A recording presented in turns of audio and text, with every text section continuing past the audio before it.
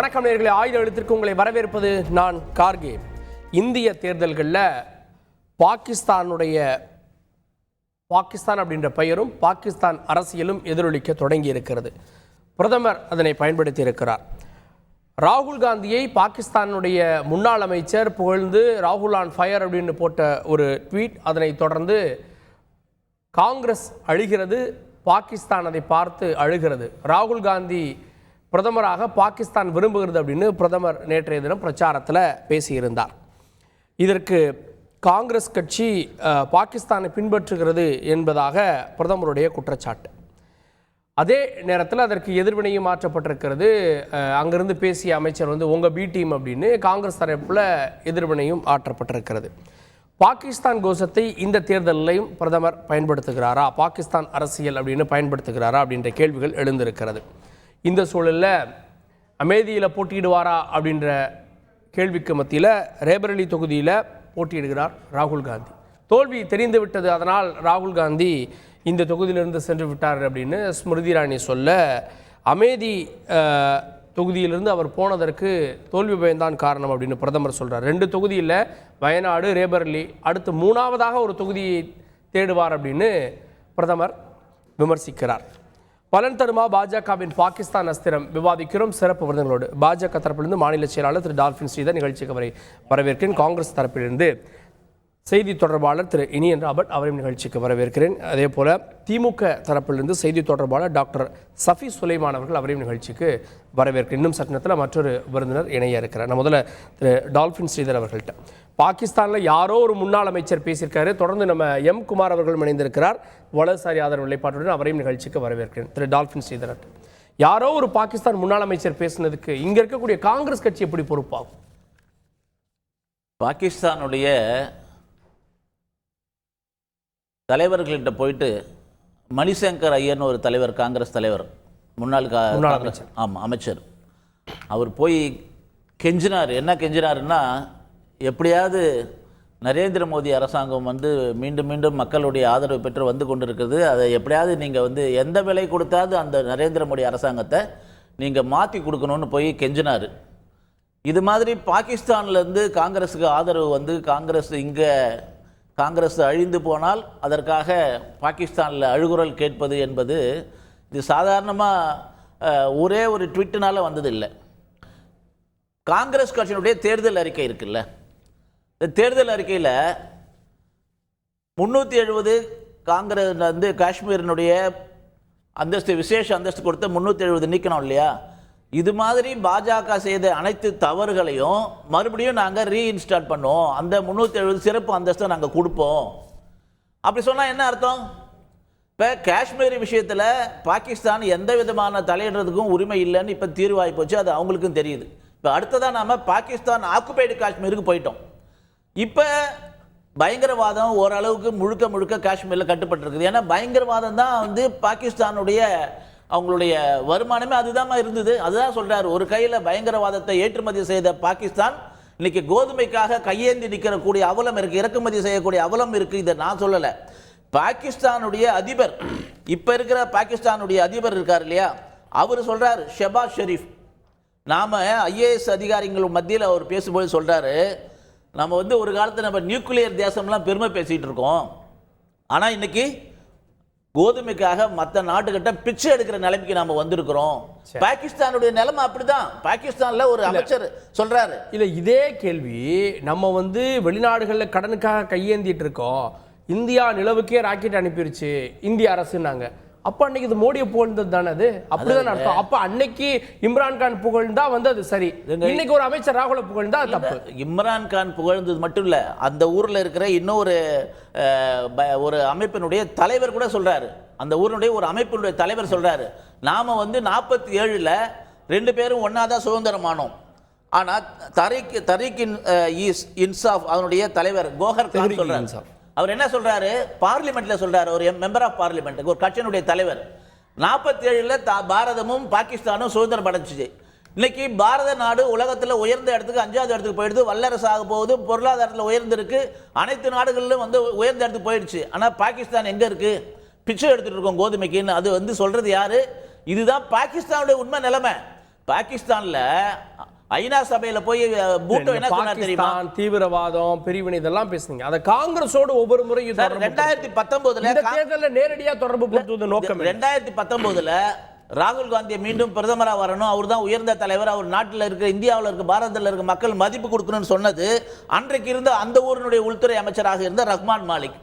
இன்னைக்கு முன்னாள் அமைச்சராக இருந்த ஒருத்தர் வந்து ராகுல் காந்தியின் ஃபயர்னு போடுறாரு. ராகுல் காந்தி எப்படியாவது வந்து மோடியை வீழ்த்தணும்னு சொன்னா அது ராகுல் காந்தியா இருந்தாலும் சரி, இந்தி கூட்டணியில் யார் இருந்தாலும் சரி அவனுக்கு ஆதரவு கொடுக்கணும் இன்னைக்கு மாத்தி போட்டிருக்காரு. அதனால பாகிஸ்தானுடைய நிலைமை இன்னைக்கு எந்த இடத்துல இருக்கு? உலக நாடுகள்ல இன்னைக்கு எல்லா இடத்துலையும் கையேந்தக்கூடிய நிலைமையில பாகிஸ்தான்ல இருக்கிற உள்நாட்டு மக்கள் எந்த விதமான அமைதி இல்லாம சாப்பாட்டுக்கு வழி இல்லாம ஒரு நாடு பாகிஸ்தான். அவங்க வந்து இன்னைக்கு வந்து காங்கிரஸ் கட்சி அவங்களுக்கு வந்து ஆதரவு தெரிவிக்குதுன்னு சொன்னா காங்கிரஸ் கட்சி என்ன செய்யணும்? அது காங்கிரஸ் எந்த அளவுக்கு தரம் தாழ்ந்து இருக்கு?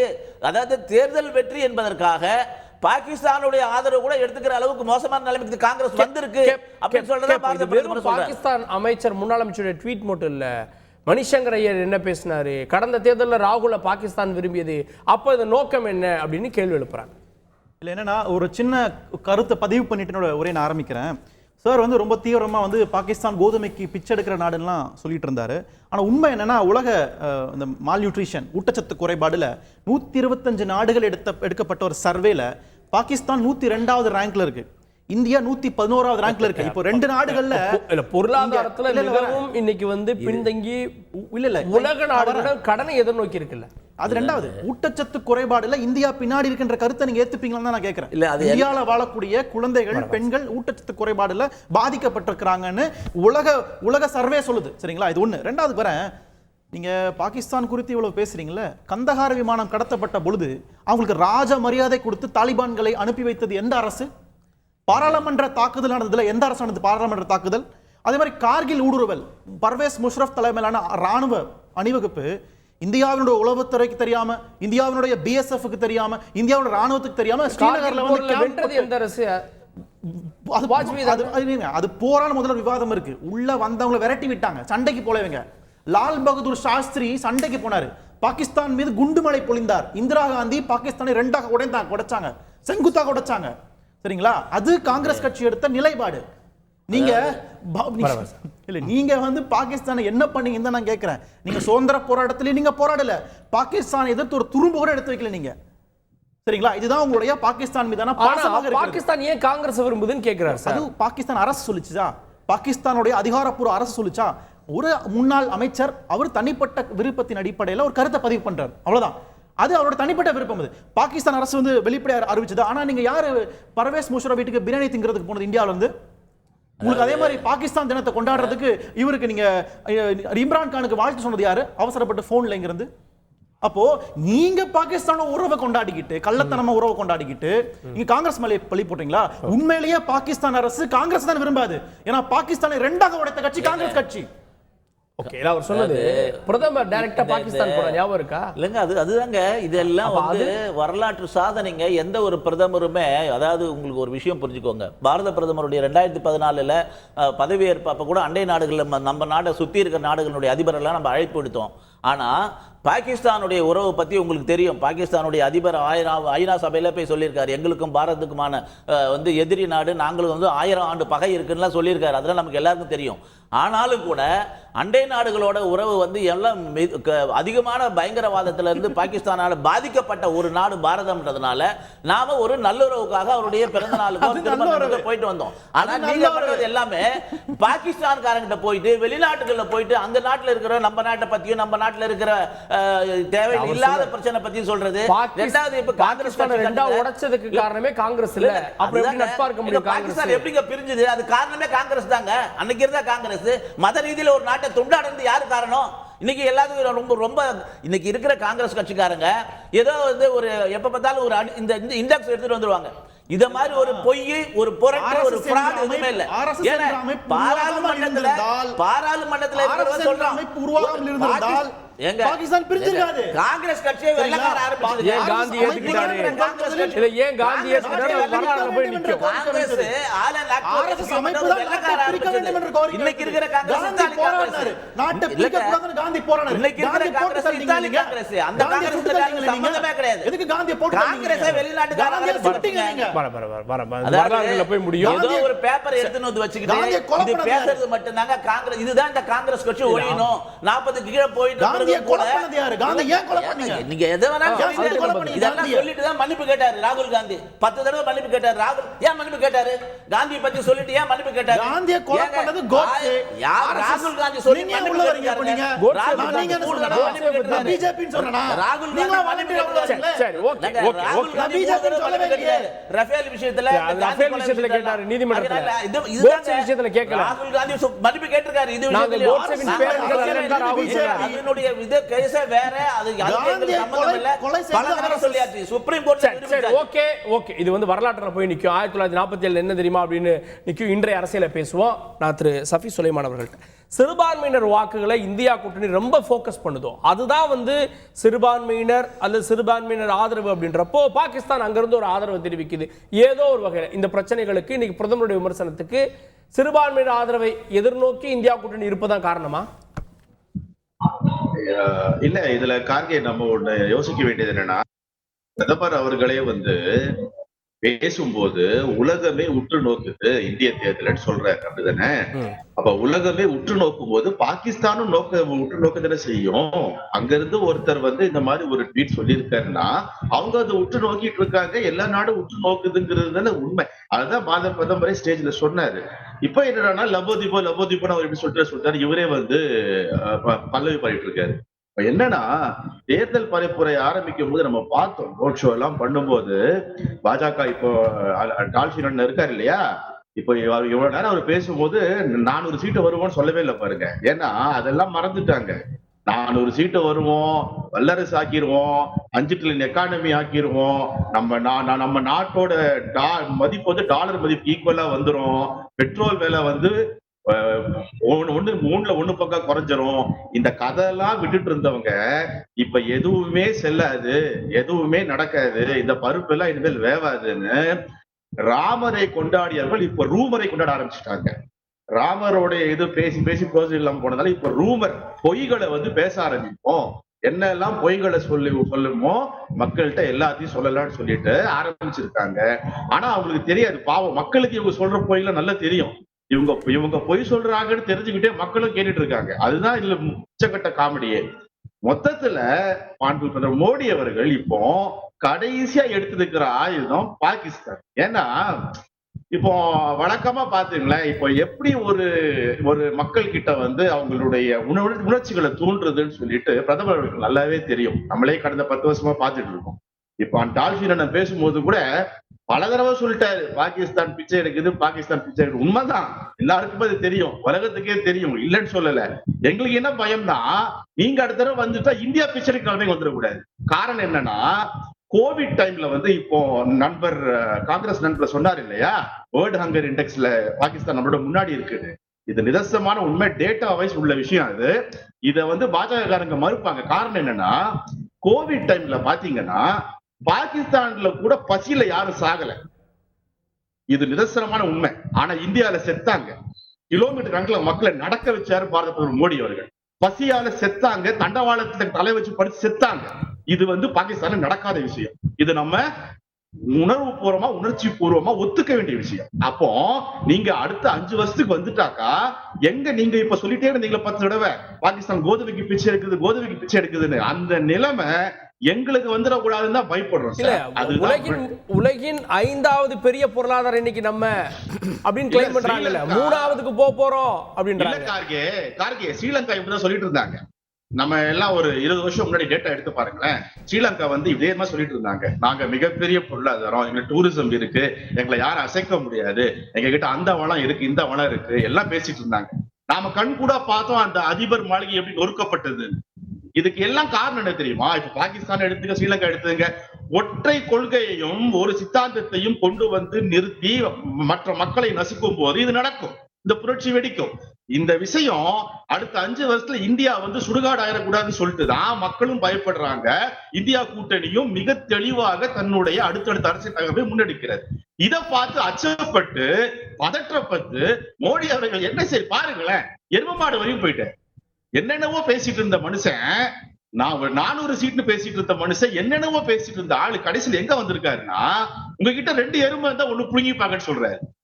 இந்த மாட்டை பற்றியும் மதத்தை பற்றியுமே பேச தெரிந்த, அதை பற்றி மட்டுமே சிந்திக்க தெரிந்த மக்களுக்கு மனிதம் பற்றியும் மனிதத்தை பற்றியும் யோசிக்கவே தெரியாது என்பதற்கான மிகச்சிறந்த உதாரணம் மாண்பு பிரதமர் அவர்கள் இப்போது செய்யக்கூடிய பரப்புரை. இல்ல, உலக நாடுகள் கண்காணிக்குது, இந்த தேர்தலை உற்று நோக்குது அப்படின்றீங்க. அதுதான் நானும் சொன்னேன். இந்திய தேர்தல்கள், அரவிந்த் கெஜ்ரிவால் கைது, இது போன்ற விவகாரங்கள்ல உலக நாடுகள் கருத்து தெரிவித்த போது இந்திய வெளியுறவுத்துறை சார்பில் பதில் கொடுக்கப்பட்டது. ஆனா இங்க வந்து ராகுல் காந்தியை சப்போர்ட் பண்றதா வந்து இப்போ வரக்கூடிய அந்த ட்வீட் எல்லாம் பாக்குறாங்கல்ல. இல்லையே, இம்ரான்கான் அவர்கள் இருக்கும் போது பிரதமர் மோடி அவர்கள் இம்ரான்கான் கொண்டாடத்தானே செஞ்சாரு, நல்ல பாராட்டினாரு. இவரும் போய் கட்டி பிடிச்சு எல்லாம் போஸ்ட் எல்லாம் குடிச்சிட்டு வந்தாரு.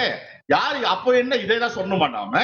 இதே மாதிரி பாஜக சொன்னாங்களா? மோடி அவர்கள் மாபெரிய தேச துரோகத்தை பண்ணி விட்டார், இம்ரான்கான் மோடி அவர்களை பாராட்டுகிறார், இம்ரான்கான் எப்படி மோடியை பாராட்டலாம்னு இதே பாஜக சொல்வார்களா? சொன்னார்களா? சொல்லலையே. அப்போ எங்க போச்சு உங்களுடைய இந்த தேசபக்தி? மோடி அவர்கள் தேச விஸ்வகுரு தானே.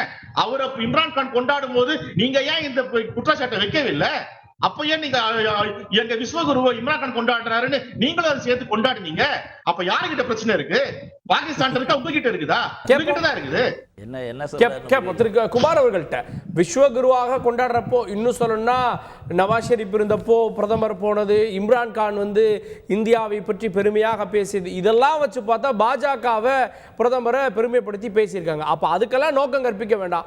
காங்கிரஸ் பத்தி பேசினா நோக்கம் கற்பிச்சா சரியா இருக்குமா தேர்தல் நேரத்துல? இன்றைக்கி பாகிஸ்தானுடைய இராணுவ தளபதி கொடுத்த பேட்டியை நீங்கள் பார்த்துருப்பீங்க. அவர் ஆர்டிகல் 370 நாங்கள் காஷ்மீருடைய தீவிரவாத குழுக்கு நாங்கள் ஆதரவு கொடுப்போம் அப்படின்னு சொல்லியிருக்காரு. இது காங்கிரஸ்காரங்களுக்கு பிடிக்கும், ரொம்ப நல்ல, அவங்கள பொறுத்தவரை ரொம்ப நல்ல நியூஸ். ஏன்னா அவங்க அந்த கட்சி வந்து ஏஓஹியம் ஆரம்பித்த கட்சி தானே, அதனால் அவங்களுக்கு ஒரு வேளை அது நல்லதாக இருக்கலாம், அதுக்காக அது அப்படி நினைக்கலாம். ஒன்று. ரெண்டாவது, திறமைகளை பற்றி பேசுனாங்க. திறமைகளை பற்றி பேசும்போது நான் என்ன சொல்ல வரேன்னா, புல்வாமா தாக்குதலில் அபிநந்தனை காப்பாற்றின இதெல்லாம் மறந்துட்டாங்கன்னு நினைக்கிறேன். அன்றைக்கி என்ன நடந்தது? ட்ரம்புட்ட இங்கேருந்து கால் போயிட்டு டெல்லியிலேருந்து போன காலில் என்ன சொல்லப்பட்டது? சாயங்காலத்துக்குள்ளே அபிநந்தனை விடலைன்னா பாகிஸ்தான் வந்து உலக வரைபடத்தில் இருக்காது, நாங்கள் அப்படி பண்ணிடுவோம். சீரியஸாக செய்தி சார். சார் நீங்க அதுக்கு ஆதார் இருக்கா சார்? இல்ல சார், அதுக்கு ஆதார் இருக்கா? சுமார் அதுக்கு ஆதார் இருக்கா? இருங்க ஆதார் எல்லாம் இருக்கு. நீங்க பாருங்க நீங்க அன்னைக்கு அபிநந்தன் ஸ்டோரியை போட்டு பாருங்க, எல்லாம் தெரியும். அது நீங்க ஸ்டோரி அப்படிதான். அது ஒண்ணு. அடுத்தால இருங்க சார் நீங்க பேசும்போது நாங்க மூச்சு காம்பி நீங்க பேசும்போது சொல்லுங்க. நீங்க நான் சொன்னது தப்புன்னா அப்புறம் சொல்லுங்க. இப்போ தலையிடாதீங்க, இது நாகரிகமற்ற செயல், தலையிடாதீங்க தயவு செய்து. அதே போல உக்ரைன் ரஷ்யா வார் நடந்தது. இருங்க, உக்ரைன் ரஷ்யா வார் நடந்தது. வார் நடந்திருக்கும் பொழுது நம்மளுடைய மாணவர்கள், ஆயிரக்கணக்கான மாணவர்கள் அங்க சிக்கிக்கிட்டு இருந்தாங்க. அன்னைக்கு எவ்வளவு பெரிய ராஜதந்திரம், எவ்வளவு பெரிய சார். நீங்க எதுக்கு எடுத்தாலும் தலையிடாதீங்க சார். நீங்க எதுக்கு எடுத்த இது நாகரிகம் இல்ல. நீங்க எல்லா நாடுகளும் மீட்டிருக்கின்றார். நம்ம மாணவர்கள், குறிப்பா தமிழக மாணவர்கள் அதிகமா இருக்காங்க உக்ரைன்ல. டாக்டர் சாஃபி ஒரு நிமிஷம். அமெரிக்கா உட்பட பல நாடுகளுக்கு நாம உதவி பண்ணியிருக்கோம். தூங்குறவங்கள எழுப்பலாம், தூங்குற மாதிரி நடிக்கிறவங்கள ஒன்றும் பண்ண முடியாது. நீங்க நடிக்காதீங்க, கொஞ்சம் தயவு செய்து இருங்க. உங்களை போல நானும். ஆமா, நீங்க நாங்க பேசும்போது தயவு செய்து தலையிடாதீங்க. நீங்க சொல்லும் போது அது சொல்லுங்க, தப்புன்னா சொல்லுங்க. நான் கேட்டுக்கிறேன். அப்படியே எல்லாம் பேசுற ஆள் இல்லை. நீங்க பேசும்போது அதை சொல்லுங்க. இப்போ நான் சொல்றதை தயவு செய்து அலோ பண்ணுங்க, குறுக்கிடாதீங்க. ஆக அபிநந்தன் கொண்டு வந்தது இன்னைய வரைக்கும் விமர்சனம் பண்ணிட்டு இருக்காங்க இதே காங்கிரஸ். ஆச்சா, அது போல நீங்க ஒவ்வொரு விஷயத்திலையும் நல்ல விஷயங்களை நீங்க ஆதரிக்கிறதே கிடையாது. இந்தியாவுக்கு ஸ்பேஸ்ல இடம் கிடைச்சிருக்கு. ரஷ்யாவுக்கும் அமெரிக்காவுக்கும் அடுத்தாலும் இந்தியாவுக்கு ஸ்பேஸ் கிடைக்கிற அளவுக்கு இந்த நாடு உயர்ந்திருக்கிறது. அதே போல நீங்க இன்னும் பாத்தீங்கன்னா ஜம்மு காஷ்மீர் 370 வந்து நீங்கள் கொண்டு வந்ததுல உங்களுக்கு நிறைய முரண்பட்ட கருத்து இருக்கிறது. பாகிஸ்தானோட டெல்லியில் வந்து 3 மாதத்துக்கு முன்னால் ஒரு பத்திரிகை நியூஸ் லீக்ஸுங்கிற பத்திரிகைக்கு 1000 கோடி ரூபா சைனாவிலிருந்து முதலீடு செய்யப்பட்டு அது இந்தியாவினுடைய ஸ்திரமான ஆட்சியை சீர்குலைப்பதற்காக மட்டுமே அந்த 1000 கோடி ரூபாய் இன்வெஸ்ட் செய்யப்பட்டு பாகிஸ்தான்லயா வரைக்கும் நடந்துகிட்டு இருக்கிறது. எங்க சார் பாகிஸ்தான்லயா? புரியுதா? செய்திக்கான ஆதாரத்தை அவர் சும்மா வெளியிடுங்க சார். போற போக்கு அடிச்சுறாரு அவர். இந்தியா சார் ஒரு பத்திரிகையாளர் ஸ்திரத்தன்மை நாட்டின் ஸ்திரத்தன்மையை குறைக்க முடியுமா? எஃப்ஐஆர் போட்டு விசாரணை நடந்துகிட்டு இருக்கு, அப்புறம் என்ன ஆதாரம் வேணும்? எஃப்ஐஆர் போட்டு இடி விசாரணை நடந்துகிட்டு இருக்கிறது, அப்புறம் என்ன ஆதாரம் வேணும்? அப்ப இப்ப ஆதாரம் கேட்டதுனால அது பொய்யாயிருமா? சும்மா இருங்க சார், கொஞ்சம் பேசும்போது தலையிடாதீங்க தயவு செய்து. ஆகையினால இந்த மாதிரிப்பட்ட விஷயங்கள் இந்தியா கௌரவமாக உயர்ந்து கொண்டிருக்கிறது. இந்தியாவினுடைய அங்கீகாரம் உலக அங்கீகாரம் பெற்றிருக்கிறது. நேற்று கூட அதாவது ஐநா சபையினுடைய தலைவர் பேட்டி என்ன சொல்லியிருக்காரு? இந்தியா ஒரு உலகத்திற்கே ஒரு விடிவெள்ளியாக இருக்கிறது, அதனுடைய பொருளாதாரம் வளர்ந்து கொண்டிருக்கிறது, வளரும் பொருளாதாரமாக இருக்கிறது என்று அவர் பேட்டி கொடுத்திருக்காரு. IMF தலைவர் பேட்டி கொடுத்திருக்கிறார். ஆக இந்தியாவை பற்றி உங்களுக்கு மட்டம் தட்டி பேசி உங்கள் நாற்காலிக்காக நீங்கள் மட்டம் தட்டி பேசணும்னு உங்களுக்கு ஆசைப்பட்டு டிவியில் உட்காந்து பேசிட்டு இருக்கீங்க. உண்மையாக பேசுங்க சார். அதாவது காங்கிரஸ் செஞ்சாலும் நல்லது, நான் பேசுவேன் அப்படி. நான் ஒரு நாள் காங்கிரஸுக்கு நானும் காங்கிரஸ்காரன் தான் சார். நான் என் தந்தையாரெல்லாம் காங்கிரஸ்காரன். நான் காங்கிரஸை பற்றி குறைச்சி பேசுறதை நான் எங்கேயும் அலோ பண்றது இல்லை. நான் சொல்றதை கேளுங்க. ஆக உண்மையை பேசினா நாட்டுக்கு நல்லது, நமக்கு நல்லது. நம்ம கட்சிக்காக நம்ம பேசுறோங்கிறத எடுக்க வேண்டாம். நல்லதா சொல்லுங்க. இல்ல ஒரு நிமிஷம், ஒரு பாயிண்ட். நல்லதா சொல்லுங்க, நல்லது இல்லைன்னா அதையும் சொல்லுங்க, எதிர்த்து பேசுங்க, தப்பு இல்லை. ஆனா உண்மையை மறைத்து தவறான தகவல்களை கொண்டு போறதுனால நீ இதை செஞ்ச, நான் இதெல்லாம் செஞ்சிருந்தா நல்லா இருந்திருக்கும், இந்த ஆட்சியில இந்த காரியங்கள் எல்லாம் பண்ணிருந்தா நாட்டுக்கு நல்லதுன்னு சொன்னா அது நியாயம், அதுதான் ஜெனியூன் அரசியல். ஆனா நல்லதெல்லாம் கெட்டதுன்னு சொல்லிட்டு கெட்டதெல்லாம் நல்லதுன்னு சொல்ற அளவுக்கு நீங்க இருந்தீங்கன்னா நாட்டுக்கு நீங்க செய்வது துரோகம்னு நான் குற்றம் சாட்டுறேன் உங்களை. டாக்டர் சஃபி, பிரதமர் மோடி விஸ்வகுரு ஆயிட்டாரு, உலக நாடுகள்லாம் இந்திய தேர்தலில் தலையிடுது அப்படின்னு வெளியுறவுத்துறை பல விஷயங்கள்ல கண்டனம் தெரிவிச்சது, இது உங்க விவகாரம் இல்லை அப்படின்லாம். அதே போலதான் பாகிஸ்தானும் தலையிடுகிறதோன்ற குற்றச்சாட்டுகளை எழுப்புறாங்க. என்கிட்டயா? எஸ்.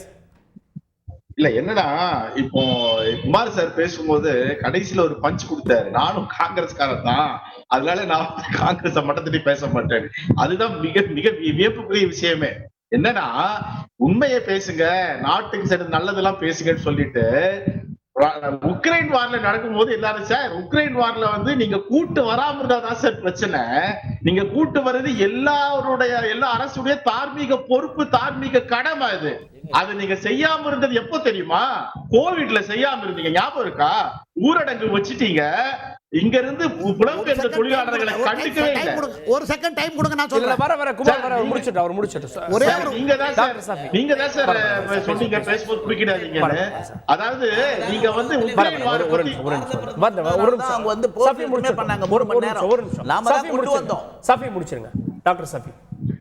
உக்ரைன்ல போய் கூட்டு வந்தோம், உக்ரைன்ல போய் கூட்டு வந்தோம், புல்வாமா இல்ல சஃபி இல்ல உக்ரைன்ல அன்னைக்கு நடந்தது அவர் பார்த்திருப்பாரு. இப்ப 2 வருஷம் தான் ஆச்சு, 2 வருஷம் தான் ஆயிருக்கு. எல்லாருக்கும் தெரியும். நீங்க டாக்டர் சஃபி ஒரு நிமிஷம் இருங்க. உக்ரைன்ல போய் மாணவர்களை கூட்டு வந்து நீங்க செஞ்சதை வந்து உலகமே பாராட்டுச்சு, இந்தியா முழுக்க பாராட்டுச்சு, நாங்களும் எதிர்க்கட்சியும் பாராட்டுறோம், இல்லன்னே சொல்லல, மறுக்கவே இல்லை.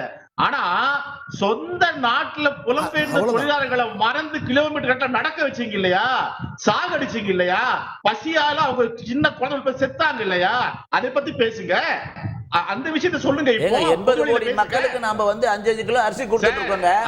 கடந்த 5 வருஷமா உலகமே கொரோனால பாதிக்கப்பட்டப்ப உலகத்துக்கே மருந்து கொடுத்துருக்கோங்க. எவ்வளவு நல்ல விஷயம் பண்ணிருக்கோம், பத்தி பேசிட்டு இருக்கேன். உலகம் நல்லது நடந்திருக்கேங்க, உலகம் பூரா மருந்து கொடுத்துருக்கோமே. முடிச்சுங்க சஃபி. மீண்டும் சொல்றேன் சார், நான் பேசுற விஷயம் வேற, நீங்க ஏதாவது வந்து நடுவுல சொல்லிட்டு என்னவோ சாதிச்ச மாதிரி பேசிட்டு இருக்காதீங்க. ஒரு நிமிஷம் வெயிட் பண்ணுங்க. என்னன்னா, இப்ப மீண்டும் சொல்றேன், பாஜக மிகப்பெரிய பதற்றத்தில் இருக்கு. 2 சுற்றும் அவங்களுக்கு தோல்வி உறுதியாகி போச்சு. 2 சுற்றுலயே மீதம் உள்ள சுற்றுல என்ன பண்றதுன்னு தெரியல, என்ன பேசுறதுன்னு தெரியல, பேச்சுக்கான விஷயமே இல்ல. கடைசியில் அவங்க கொண்டு வந்திருக்கிற விஷயம் முஸ்லிம் பாகிஸ்தான் முஸ்லிம்களுக்கு வந்து எல்லா சொத்தும் போயிடும், எரும மாட்டுல ஒண்ணு புடிச்சு முஸ்லீம் கொடுத்துருவாங்க. இதெல்லாம் ஒரு பாரத பிரதமராக இருந்தவர் பேசினார் என்பது வரலாற்றின் கரும்புள்ளி. இதுதான் உண்மை. ஓகே, தோல்வி பயத்துடைய வெளிப்பாடா இதன்னு கேக்குறாங்க. ஏன்னா முதல் கட்ட தேர்தல் முடிந்ததுக்கு அப்புறம் தான் உங்களுடைய சொத்துக்களை பறித்து விடுவார்கள், தாலியை கூட பறித்து விடுவார்கள் பிரதமர் பேசினாரு.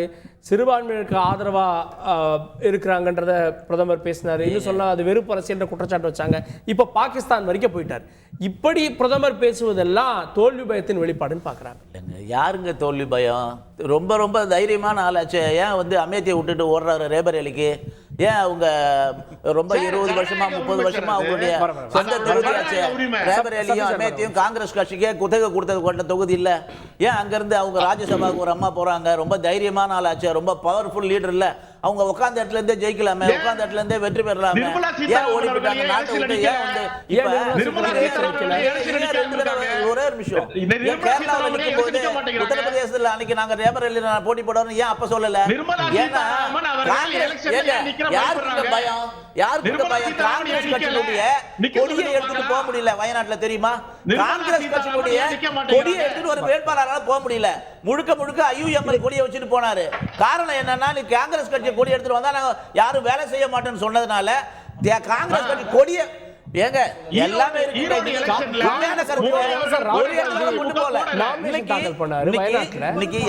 இன்னைக்கு வயநாடுல மிகப்பெரிய தோல்வியை வந்து கிடைக்க போகுது ராகுல் காந்திக்கு, மிகப்பெரிய தோல்வி. அதனால பயந்து போயிட்டு இது எல்லாம் கடைசி நேரத்துல போயிட்டு ரேபரேலிக்கு போறாரு. அமேத்தியில 15 வருஷமா எம்பியா இருந்தார்ல, ஏன் அந்த மக்கள் அடிச்சு விரட்டினாங்க? போனதோட 1 லட்சத்து சொச்சம் டிஃபரன்ஸ்ல வந்து தோக்கடிச்சாங்க. இப்ப ஏன் ரேபரேலிக்கு போறாரு? பயம் வந்து யாருக்குங்க பயம்? நாங்க 400க்கு மேற்பட்ட எடுக்க போறோம்னு சொல்லி பல தடவை சொல்லியாச்சு. வளர்ச்சியை பத்தி தான் முழுக்க பேசுறாரு. உங்களுக்கு பதிலடி கொடுக்கணும்னு சொல்றதுக்காகத்தான் காங்கிரஸ் கட்சியினுடைய தேர்தல் அறிக்கையில இருக்கிற எல்லா விதமான தேச விரோதமானது, சமூக நீதிக்கு எதிரானது, பெண்களுக்கு எதிரானது, வாக்கு வங்கி அரசியல முன்னெடுக்கிறீங்க, அப்பீஸ்மென்ட் பாலிடிக்ஸ் செய்றீங்கன்னு சொல்றது பாரத பிரதமருடைய கடமையா இல்லையா? அதை தான் நாங்க சொல்லி கடமையை செய்கிறார். பாஜக கொண்டு வந்து எல்லாத்தையும் மாத்திடுவோம் அப்படின்னா அதுல உள்நோக்கம் இருக்கிறது. 370 கூட நீங்க திரும்ப வந்து இம்ப்ளிமெண்ட் பண்ணுவீங்க அப்படின்றதெல்லாம் அச்சமா வெளிப்படுது. ஏன் சமூக நீதிக்கு எதிரானு சொல்றேன்னா 370 நால தான் இன்னைக்கு பெண்களுக்கு சுயமரியாதை கிடைச்சிருக்கு. காஷ்மீர்ல இருக்க பெண்களுக்கு இல்ல, எஸ்சி எஸ்டி மக்களுக்கான, பட்டியல் மக்களுக்கான இடஒதுக்கீடு எங்க இருக்கு? ஏன் இல்ல? இடஒதுக்கீடு இல்ல. இப்பதான் வந்திருக்கு காஷ்மீர்ல. எனக்கு என்னன்னா டிஜிட்டல் இந்தியாவில் ஆரம்பிச்சு எருமை இந்தியாவில் தான் முடிஞ்சிருக்குன்றது தான் வருத்தமா இருக்கு, வேற ஒன்றும் இல்லை. ரெண்டா சமூக நீதி குறித்து இவ்வளவு வந்து ஆர்வமா சார் பேச பார்த்துருவோம், எனக்கு பாசமாக தான் இருக்கு. ஏன் சொல்றேன்னா 10 வருஷமா சாதி வாரி கணக்கெடுப்பு எடுக்காம ஓபிசி மக்களை ஏமாத்துனது பிஜேபி, சரிங்களா? சாதி வாரி கணக்கெடுப்பு பத்தி நீங்க வாய் திறந்திருக்காங்களா 10 வருஷமா? என்னைக்காவது ஒரு நாள் நீங்க சாதி வாரி கணக்கெடுப்பு இந்தியாவிலேயே என்னாச்சு? இருங்க, சாதி வாரி கணக்கெடுப்பு இல்லன்னு சொல்ல வேண்டாம்ன்றமே. அதனால முதல் முறையாக 2011ல சாதி வாரி கணக்கெடுப்பு எடுத்து காங்கிரஸ் கட்சி, சரிங்களா? இருங்க, அந்த ரிப்போர்ட் ஆட்சி மாறினதுக்கு அப்புறம் ப்ராசஸ் பண்ணிட்டு இருந்தாங்க. அது 2016ல தான் ஃபினிஷ் ஆச்சு. டேட்டா அனலைஸ் பண்ண டேட்டா 2016ல யார் ஆட்சி இருந்தா? சித்தராமையா இருந்தாரு. கர்நாடகால யார் ரிலீஸ் பண்ணல. சர்வே வேற, சென்சஸ் வேற. சென்சஸ் எடுத்தது யூபி அரசாங்கம் தான். வெள்ளக்காரங்க. அந்த சென்சஸோட டேட்டா ஃபைனலைஸ் ஆனது 2016ல. அன்னைக்கு பிரைம் மினிஸ்டர் யார் இருந்தது? இன்னைக்கு வரைக்கும் ஓபிசி எஸ்சி எஸ்டிக்கு நீங்க இந்திய அளவில் என்ன பண்ணிருக்கீங்க கேட்கறேன். ரெண்டாவது, இவங்க வந்து அமேத்தி பத்தி, ரேபரேலி பத்தி டச் பண்ணாங்க. நம்ம டீட்டெயிலா பேசுவோம். இதுல பாகிஸ்தான்ல ஒரு வலுவில்லாத பிரதமர் வரணும்னு மற்ற நாடுகள் விரும்புது. அதுக்கு சரியான தேர்வு ராகுல் அப்படின்னு குற்றச்சாட்டு வைக்கப்படுது. சைனா விரும்புறான் நரேந்திர மோடி திருப்பி பிரதமர் வரணும்னு. சைனா அப்பதான் இந்தியா ஆக்கிரமிக்க முடியும். சைனா தலைவரோட ராகுல் காந்தி பேசினாரு. சைனாவுடைய அரசியல் ராகுல் காந்தி பேசினாரு. பாகிஸ்தான் வந்து ஆல்மோஸ்ட் அடிச்சு ராகுல் வரணும்னு பாகிஸ்தான் அப்படி நினைக்கவே இல்லை, அப்படி சொல்லவே இல்லை. அதிகாரப்பூர்வமாக பாகிஸ்தான் அரசு ஒருபோதும் சொல்லல மோடி வரணும்னு சைனா நினைக்குன்னு சொல்லல. அப்படின்னு ஒருபோதும் அப்படி கருத்து பதிவு பண்ணவே இல்லை. நான் என்ன சொல்றேன்னா, பாகிஸ்தான்ல இருக்கிற முன்னாள் அதிகாரி ஒருவர் ராகுல் காந்தி வரணும்னு விருப்பப்படுறாரு. அது அவரோட விருப்பம் இல்ல. இன்னைக்கு அதுல காங்கிரஸ் கட்சி எந்த விதமான இன்ஃப்ளூயன்ஸ்மே பண்ணல. பாகிஸ்தானுடைய ராணுவ அதிகாரி ஏன்னா நான் இங்க இருந்து பார்க்கும்போது சைனாக்காரன் தான் திரு நரேந்திர மோடி வரணும்னு விருப்பப்படுவான் பயங்கரமா. ஏன் அப்படின்னா, திரு மோடி வந்துட்டாருன்னு வச்சுக்கோங்களேன், அருணாச்சல பிரதேச வடகிழக்கு மாநிலங்கள் ஃபுல்லா 60,000 ஸ்கொயர் ஃபீட் 60,000 மைல் விட்டு கொடுத்தது யாருங்க? சைனாவுக்கு. சைனாவுக்கு 60,000 மைல் இடத்தை விட்டு கொடுத்தது யாரு? அவனுக்கு ரொம்ப வசதியா காஷ்மீரே வந்திருக்காது. நேரு பண்ண தவறு, அதனால தான் போச்சு. பாரதனுடைய இடம் குறைஞ்சபட்சம் பார்லிமெண்ட்ல பேச துப்பு இல்ல பிரதமருக்கு. சைனா என்ற வார்த்தை கூட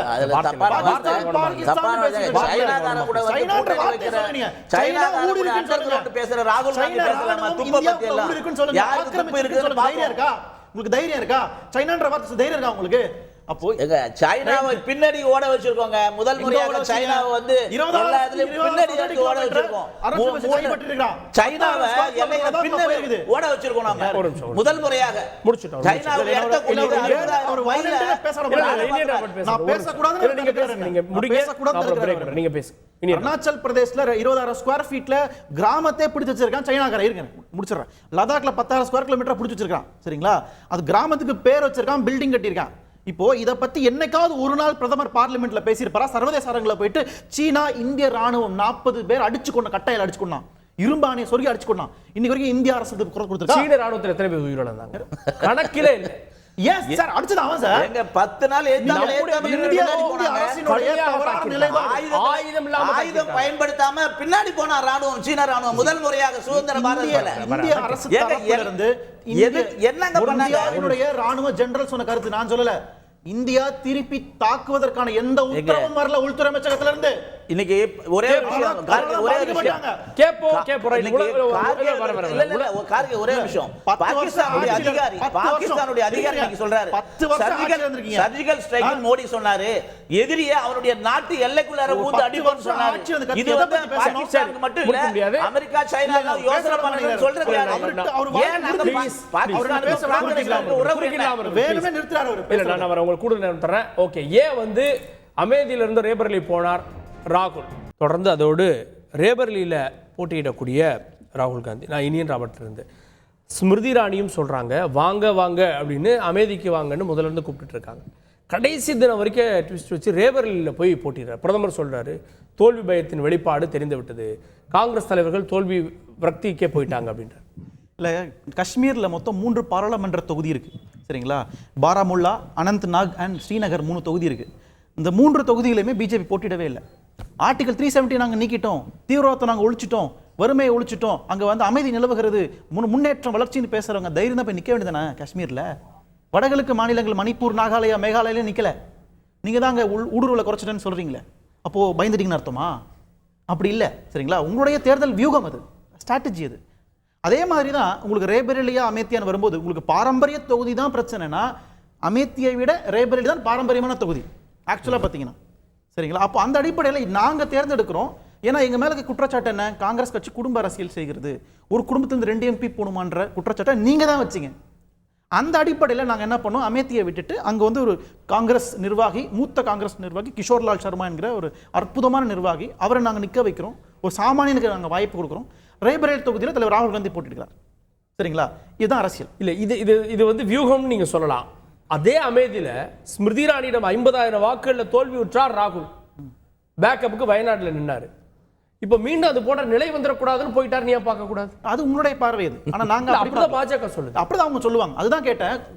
நரேந்திர மோடியினுடைய சொந்த மாநிலம் என்ன? குஜராத் தானே. எதுக்கு அங்கே விட்டு இங்கே நிற்கிறார்? காசியில் பயமா அவருக்கு குஜராத்தில் நிற்கிறதுக்கு? தோத்துருவானு உத்தரப்பிரதேசத்தில் யார் நின்று வெற்றி பெறுகிறார்களோ அந்த கட்சியோ அந்த நபரோ தான் பிரைம் மினிஸ்டர் ஆக முடியும். இல்லை, நீங்க அப்படின்னு ஒரு பிம்பம் கட்ட. முதல்ல என்ன சொன்னீங்க? யூபியில் ராகுல் நிப்பாரா, அவருக்கு தைரியம் இருக்கா அப்படின்னு முதல்ல எல்லா ஊடகங்களும் சொன்னீங்க. யூபியில் நீங்க நாங்கள் ஸ்ட்ராங்கா இருக்கிறதுனால தான் நாங்கள் ரேபரேலியில் போட்டிடுறோம்.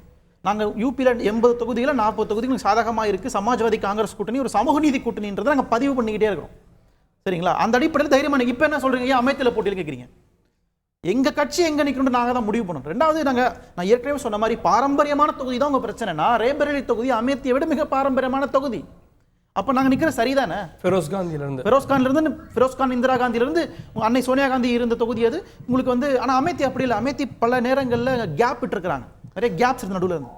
அப்போ நாங்க வந்து ஒரு வியூகத்தின் அடிப்படையில் நாங்க தலைவர் ராகுல் காந்தியை ரேபரேலியில் நிறுத்துறதுக்கு நாங்க திட்டமிட்டு இருக்கிறோம். அதுதான் நான் கேட்டேன். அப்ப காஷ்மீர்ல நீங்க போட்டியில பயமா உங்களுக்கு காஷ்மீர் நிக்கிறதுக்கு? ஏன் காஷ்மீர்ல போட்டி இல்ல? ஏன் வடகிழக்கு மாநிலங்கள கூட்டணி விவகாரம் போட்டி யாரு போட்டி இல்லைன்னு சொன்னது? அஸ்ஸாம்ல எத்தனை இடத்துல நாங்க போட்டிடுறோம்? யாரு போட்டி இல்லைன்னு சொன்னது? மேகாலயால, நாகாலாந்துல 7 இடம் இருக்கிற இடத்துல நாங்க 5 இடம் போட்டிடுவோம். கூட்டணி இருக்கு. அங்க நார்த் ஈஸ்ட்ல எங்களுடைய கூட்டணி கட்சி ஆட்சியில இருக்கு. மணிப்பூர்ல எல்லா இடத்துலயும் இருக்கு. எங்களுடைய கூட்டணி இருக்கு. நான் என்ன சொல்றேன், ராஜஸ்தான் இவங்க வந்து 6 மாசத்துக்கு முன்னாடி பாரத பிரதமர் பாராளுமன்றத்திலே சொன்னார், தைரியம் இந்த தடவை எதிர்க்கட்சி தலைவர் பார்த்து கேட்கறேன், தைரியம் இருக்கு, இந்த நீங்க நிச்சயமா நீ போட்டியிட மாட்டீங்கன்னு. இன்னைக்கு போட்டியிடறதெல்லாம் அவங்க வந்து ராஜ்யசபாக்கு நீங்க உத்தரப்பிரதேசத்துல தான் நிக்கிறார் ராகுல். நீங்க என்ன சொல்றோம், நீங்க ஒரு அந்த காலத்துல ஒரு படம் வரும், ஒரு 10 வருஷத்துக்கு முன்னாடி எல்லாம், ஒரு குடிசை வாசல்ல இந்திரா காந்தி குடிஞ்சிட்டு போவாங்க, அதே குடிசை வாசல்ல ராஜீவ் காந்தி போவாரு, அதே குடிசை வாசல்ல ராகுல் காந்தி போவாரு. இது கரீபி ஆட்டோன்றது உங்களுடைய தாரக மந்திரம். அது எத்தனை வருஷம் ஆனாலும் இன்னும் ராகுல் காந்தி, பிரியங்கா, அதுக்கப்புறம் ராபர்ட் வாத்ரா யார் வந்தாலும் ஏழ்மையை ஒழிப்பேன்றது அவங்களுடைய மந்திரம். ஆனால் எந்த ஏழ்மையும் அவங்க இது வரைக்கும் ஒழிச்சதில்லை. அது காரணம் தான் அமேத்தியில் போன தடவை ஓட விரட்டி அடித்தோம். இந்த தடவை அமேத்தியிலிருந்து பயந்து ஓடி போயிட்டு ரேபரேலியில் நிற்கிறாரு. தைரியம் உள்ள ஆள் இல்லை, தைரியமா நிக்க வேண்டியதானே, அப்பயே நீ வந்து போட வேண்டியதானே. கேரளாவுல எங்க வயநாட்டுல போய் கம்யூனிஸ்ட் கட்சிக்கிட்ட அவ்வளவு வந்து சண்டை போட்டுக்கிட்டு வியூகம்ன்றாங்க சார். என்ன வியூகங்க? என்ன உத்தரப்பிரதேசத்துல சரி பாரம்பரிய தொகுதினா இல்ல அங்க நின்னு வெற்றி பெற்றவங்க பிரைம் மினிஸ்டர் இருக்காங்க. ஆரம்பத்துல போட்டா தெரியுமே கேரளாவுல என்ன நடக்கும். இப்ப கேரளாவுல தோல்வி அடைஞ்ச போகன்னு தெரிஞ்ச பிறகு அடுத்ததா ஒரு பாதுகாப்பான தொகுதி வேணுமேன்றதுனால பாரம்பரியம் என்னுடைய கடமை. ஏன் கடமை? நீங்க அமேத்தில நிக்கும்போது ஏன் கடமை இல்ல? அமேத்தில நீங்க 15 வருஷமா இருந்தீங்களே, அடிப்படை வசதி கூட இல்லாம மக்கள் கஷ்டப்படுறாங்களே, விமானத்துல தானே போய் வந்தீங்க. ஆனா ரேபரேலி தொகுதி மட்டும் எந்த முன்னேற்றம் பண்ணிருக்காங்க? ரேபரேலி தொகுதியில இன்னைக்கு மிகப்பெரிய தோல்வியை சந்திக்க போறாரு. காங்கிரஸ் கட்சியில இருந்து எங்க கட்சியில வந்தவர் தான் இன்னைக்கு வேட்பாளர். ஆனா இன்னைக்கு அவர் வந்து மிகப்பெரிய வந்து மக்களுடைய அபிமானப்பட்ட தலைவரா இருக்கிறதுனால ரேபரேலியில ஒரு மிகப்பெரிய தோல்வியை ராகுல் காந்தி வந்து சந்திக்க போறாரு. அதனால அடுத்த இடம் பாக்குறதுக்கு நீங்க போங்கன்னு சொல்றாரு. அடுத்த இடம் பாருங்க, பயப்படாதீங்க இன்னொரு இடம் போங்க. அதுதான் கேட்டேன், உங்களுடைய கருத்து அதுவாக இருந்திருந்தால் நாங்க அமேத்தியில போட்டிடாம இருக்கிறதுக்கான காரணம் பயம்னு நீங்க நினைச்சீங்கன்னா காஷ்மீர்ல நீங்க போட்டிடன்னு கேக்குறேன் நான். காங்கிரஸ் கட்சி 420 இடங்களை வெற்றி பெற்ற காங்கிரஸ் கட்சி இன்னைக்கு 272 இடத்துக்கு மெஜாரிட்டி தேவையான இடத்துக்குள்ள போட்டி போட முடியாத அளவுல இருக்கு. ஜூன் 4 ஆம் தேதி காங்கிரஸ் கட்சி ஜூன் 4 ஆம் தேதி பார்ப்போம். காங்கிரஸ் கட்சி உள்ள வருதா அல்லது கேலரியில உட்கார போதான்னு பார்ப்போம். சரி, ஓகே. இந்தியா கூட்டணி தான் ஆட்சி அமைக்க போது, உத்தரப்பிரதேசத்துல கூட்டணி வலுவா இருக்கு அப்படின்னா ஏன் அமேதியில நிக்கல ராகுல், ஏன் ரேபரேலி போறாரு அப்படின்ற கேள்வி வருது இல்ல?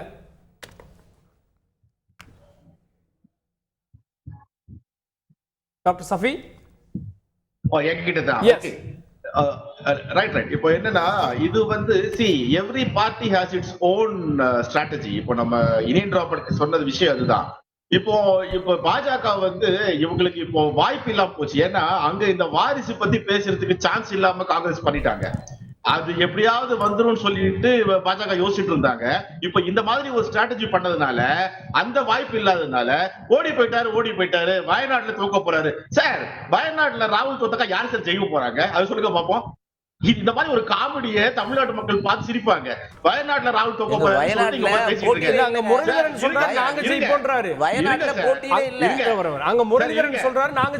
பாஜக பிஜேபி கம்யூனிஸ்ட் தான் போட்டி. வெளியிருந்து பேச ஐயோ, பிஜேபிக்கு அங்க போய் எங்கேயுமே போட்டி கிடையாது சார். நீங்க வேற, நீங்களே பதற்றத்துல பாகிஸ்தான் பத்தி பேச ஆரம்பிச்சிட்டீங்க. உங்களுக்கு இப்ப எங்கேயுமே போட்டியே கிடையாது, நீங்க போட்டியிலே இல்ல. அதான் காமெடி.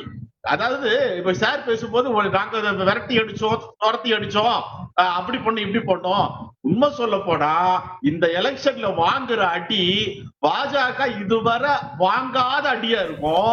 அதோட இவங்க வந்து இவங்களுடைய விஷயத்தெல்லாம் முடிச்சுப்பாங்க. காரணம், இவ்வளவு பெரிய வலிமை மிகுந்த வந்திருக்கோங்க. சார் ஒரு நிமிஷம் இருங்க சார், இருங்க ஒரு நிமிஷம். ஏன் பதட்டப்படுறீங்க? உங்களுக்கு ஏன் இவ்வளவு பதட்டம்? அமைதியா இருங்க கொஞ்ச நேரம். என்னன்னா, இவங்க வந்து வலிமை மிகுந்த பிரதமர், எங்க பிரதமர் மாதிரி உலகத்திலே யாருமே இல்ல, ஜோ பைடன் வந்து எங்க பிரதமர் பார்த்து பயந்துறான்னு சொல்லிட்டு இருந்த ஆளுங்க இப்போ கடைசியில பாகிஸ்தானை பார்த்து பயந்துட்டு இருக்காங்க. அதான் காமெடியே. ஏன்னா இவங்களுடைய பதற்றம் தொற்றிக் கொண்டது, தோல்வியின் விளிம்பில் இருக்கிறார்கள். நிச்சயமாக பாஜக வெல்ல முடியாத இடத்துக்கு வந்து சேர்ந்திருக்கிறது. அது நன்றாக அறிந்த பிரதமர் அவர்கள் என்ன பேசுவதென்றே தெரியாமல் உளறுகிறார். அவங்க சார்ந்த பாஜகவை சார்ந்த இவர்கள் ராகுல் காந்தி அவர்களுடைய ஸ்ட்ராட்டஜியையும் இந்தியா கூட்டணியின் அடுத்தடுத்த அரசியல் முன்னெடுப்பையும் எப்படி அதான் சொல்றேன் இல்லையா, என்னென்னமோ கதை சொன்னாங்க. இந்தியா கூட்டணி வராது, நிக்காது, ஒன்னா இது பண்ண முடியாது, நெல்லிக்காய் மூட்டை மாதிரி செதறி போகும்.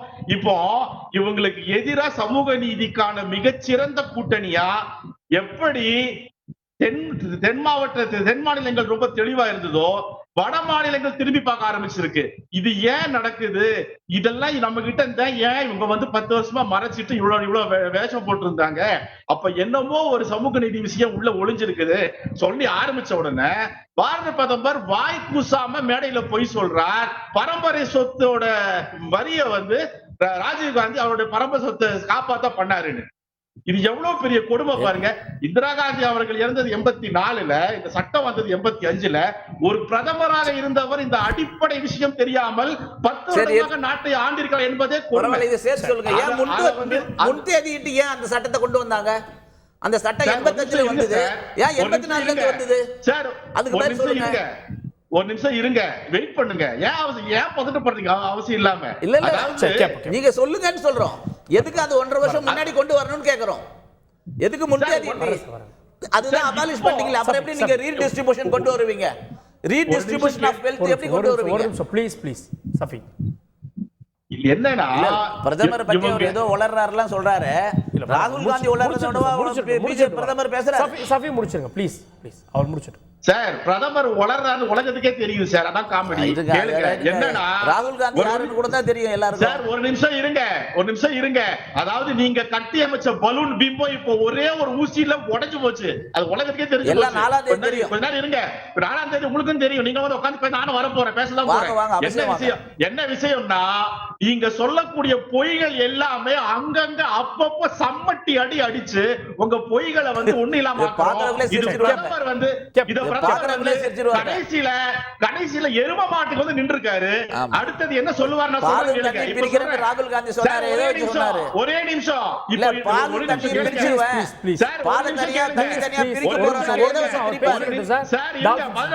கேளுங்க. பிரதமர் அடுத்தது என்ன சொல்ல போறாருன்னா, அடுத்த வாரமோ 10 நாட்களுக்குள்ளயோ காங்கிரஸ் ஆட்சிக்கு வந்தால் இந்தியாவுக்கு ஒரு இஸ்லாமியர் பிரதமராக வந்து விடுவார்னு சொல்லுவேன். இதையும் சொல்லுவார். அவருடைய பயம் அவ்வளவு உச்சகட்ட பயம்.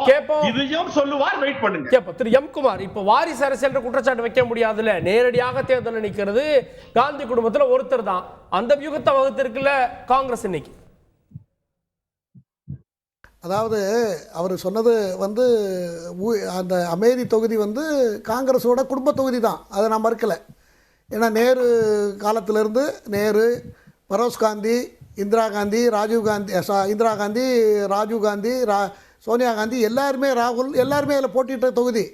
அதனால் இவருக்கு இப்போ இருக்கிற சூழ்நிலை இடையில இவங்க ஒரு பிரச்சார தந்திரத்தை பயன்படுத்தி அதில் நம்ம முதல்ல இந்த கூட்டணியை ஒர்க் அவுட் ஆகாதுங்கிற நிலைமை இருந்ததெல்லாம் உண்மைதான். ஆனால் அதுக்கு பிறகு முதல்ல இருந்து இப்போ 2-3 வருஷமாகவே இந்த எலெக்ஷனுக்கு முன்னாலேயே இவங்க 2-3 விஷயங்களை கட்டமைத்தார்கள். ரபேலை கொண்டு வந்தாங்க, ஹிண்டன்பர்க்கை கொண்டு வந்தாங்க, அதுக்கப்புறம் ஒவ்வொரு இஷ்யூவாக எடுத்துகிட்டு கடைசியில் எல்லாத்தையும் தோல்வி அடையவே இப்போதைக்கு மத ரீதியாக போக ஆரம்பிச்சிட்டாங்க. அதாவது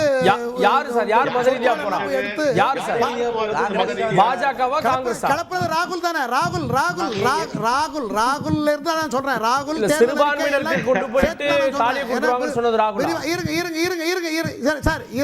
இருங்க சார், நான் முடிச்சிடுறேன். அதாவது இதெல்லாம் சொன்னதுனால அதுக்கு பிரதமர் பதில் கொடுத்தாரே தவிர இவங்களுக்கு எது எப்படி போனாலும் பரவாயில்ல. ஏன்னா காங்கிரஸ் ஆரம்பிச்சது வெள்ளக்காரன் ஏவோகியும் அதே ஸ்டைலில் தான் இப்போ போய்கிட்டு இருக்காது. அதனால் அதுக்கு மக்கள் அதனால தான் அதை இக்னோர் பண்ணிட்டாங்க. திரும்ப இவங்க நாங்கள் புரிதர்கள், நாங்கள் அப்படி ஆயிடுவோம் இப்படி ஆயிடுவோம், எங்களால் பாதிக்கப்பட்டவங்க கூட தான் நாங்கள் இப்போ சேர்ந்துருக்கோம், மாநில கட்சிகளோடு சேர்ந்து தான் நாங்கள் வரோம், இனிமேல் அப்படியாவது நாங்கள் நல்லதை செய்கிறோம், நாங்கள் இதெல்லாம் தப்பு பண்ணியிருக்கோன்னு மக்கள்கிட்ட சொல்லலை. அதனால இவங்க மெஸ்மரிசம் பண்ணி வரலான்னு நினைக்கிறாங்க. அது ஒரு காலத்தில் நடக்காது. இன்னொரு தகவலை மட்டும் சொல்லிடுறேன், அதோட முடிச்சிடறேன். நான் இந்த இன்னரன்ஸ் டேக்ஸை பற்றி இப்போ பேசலாம், நண்பர் சொன்னார். அது அது ரொம்ப அதில் முக்கியமான பாயிண்ட் இருக்குது. அது ஏன்னா சுதந்திரம் வந்த காலத்திலிருந்து அந்த டேக்ஸ் இருந்தது. 84 இந்திரா காந்தி அவர்கள் சுட்டுக் கொல்லப்பட்டார்கள். 85 ராஜீவ் காந்தி பிரதமர், இந்த நாட்டோட பிரதமர் ஆனார். அதே ஆண்டு பிப்ரவரி மாதம் 28ஆம் தேதி இந்த சட்டத்தை கொண்டு வராங்க. ஏன்னா அவங்க சொத்தை காப்பாற்றுறதுக்காக கொண்டு வந்த சட்டம் நான் அடித்து சொல்ல முடியும். நான் வந்து இடையில 2-3 தடவை பத்திரிகையில் கூட இதை பற்றி எழுதியிருக்கிறேன். ஆகையினால இதை வந்து பிரியங்கா ஒரு பதில் சொல்றாங்க, தன் தாயின் சொத்து நாட்டுக்காக உயிர் தியாகம் செய்வதுதான், அதை தான் வந்து ராஜீவ் காந்தி இந்திரா காந்தி இருந்து வாங்கிட்டு வந்தாருன்றார். அதை நான் ஒத்துக்கிறேன். அது உயிர் தியாகத்தை இவங்களை விட நான் அந்த விவாதங்களில் தான் நான் கண்ணீர் விட்டுருக்கேன் சார். ராஜீவ் காந்தியை கொன்னவங்களை வேகமாக பேசியிருக்கேன். அவங்கள விடுவிச்சதை நினச்சி நான் உணர்ச்சி வசப்பட்டு பேசியிருக்கேன், அழுதுருக்கேன் சார். நான் இவங்க போய் கை கொடுத்துக்கிட்டு இருக்காங்க. யார் ராஜீவ் காந்தியை கொல்றதுக்கு யாரெல்லாம் தளம் அமைத்து கொடுத்தார்களோ அவங்களோட இப்போ கூட்டணி. அப்போ இவங்களுடைய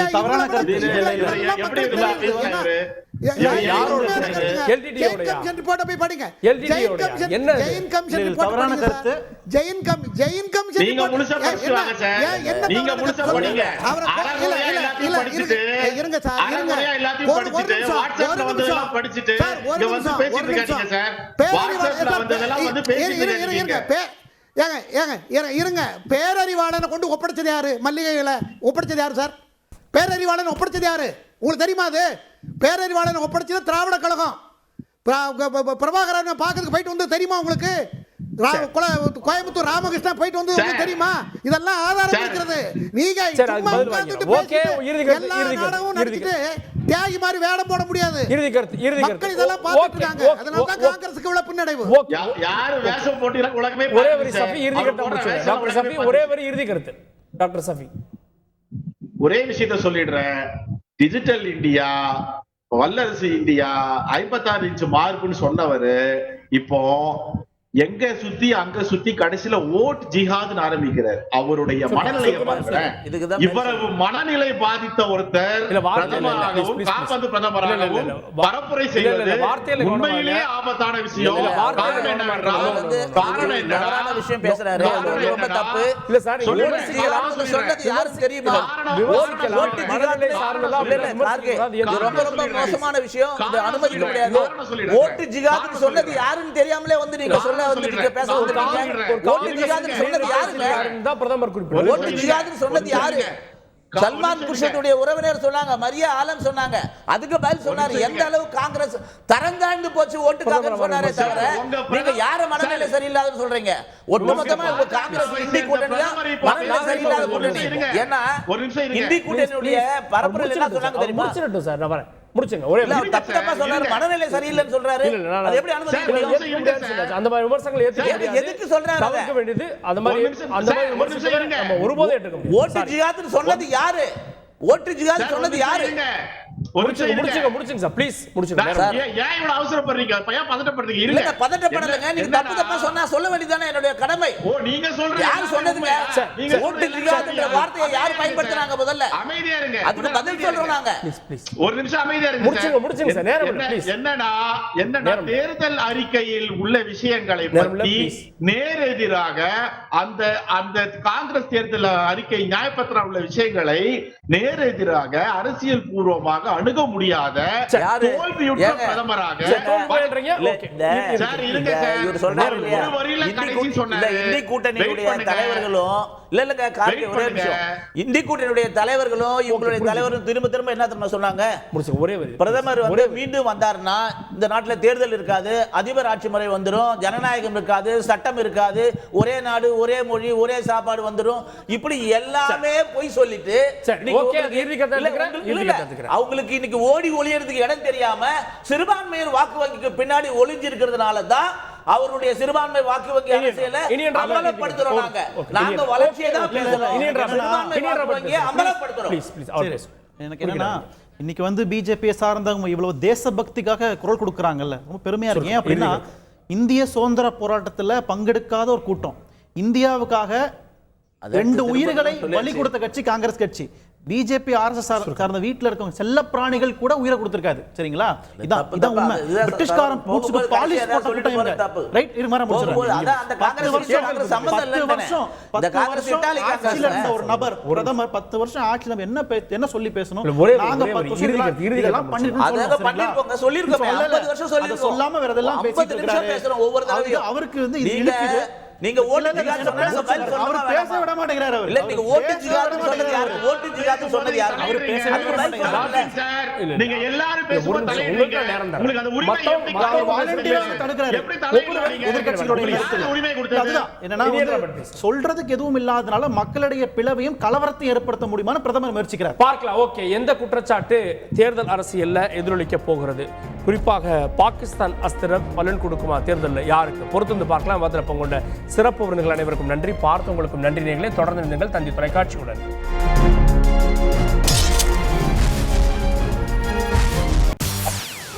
செய்திகளை உடனுக்குடன் தெரிந்து கொள்ள உடனே சப்ஸ்கிரைப் பண்ணுங்க.